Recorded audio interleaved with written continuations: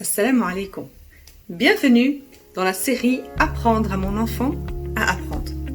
Aujourd'hui, nous allons parler de l'attention. Comment apprendre à mon enfant à être attentif.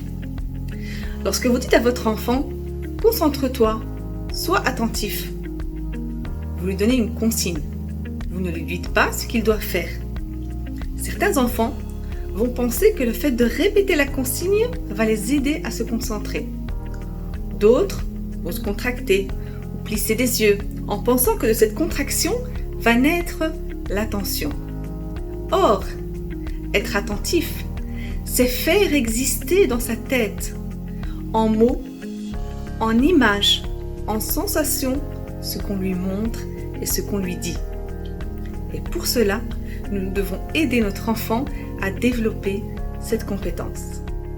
Il existe deux types d'attention.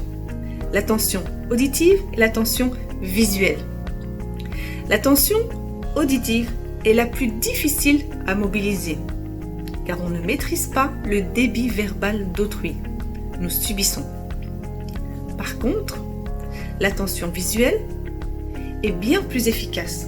Nous captons 3 fois plus d'informations qu'avec l'attention auditive.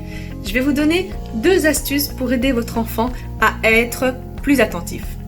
La première astuce, aidez-le à prendre conscience des actes qu'il accomplit au quotidien.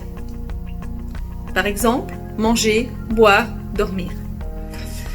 Je vais raconter une petite histoire. Un jour, un grand savant, lors d'un repas avec ses élèves, prit dans sa main un morceau de pain et dit à ses élèves : « Savez-vous, chers élèves, d'où vient ce morceau de pain ?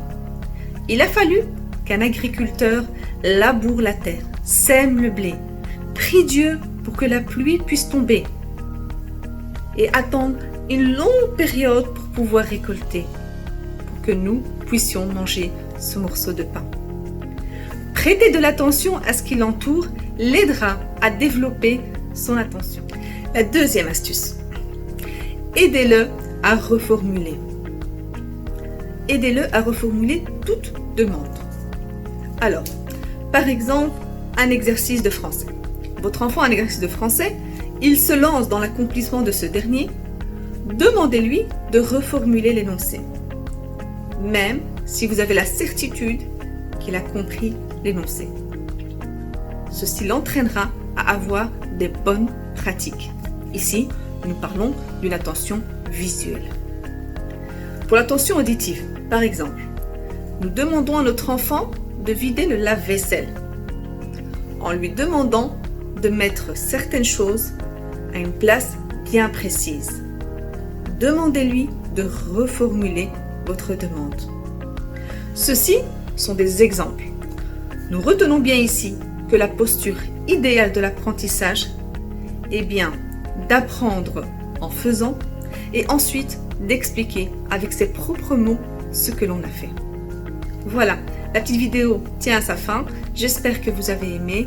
N'hésitez pas à laisser un commentaire.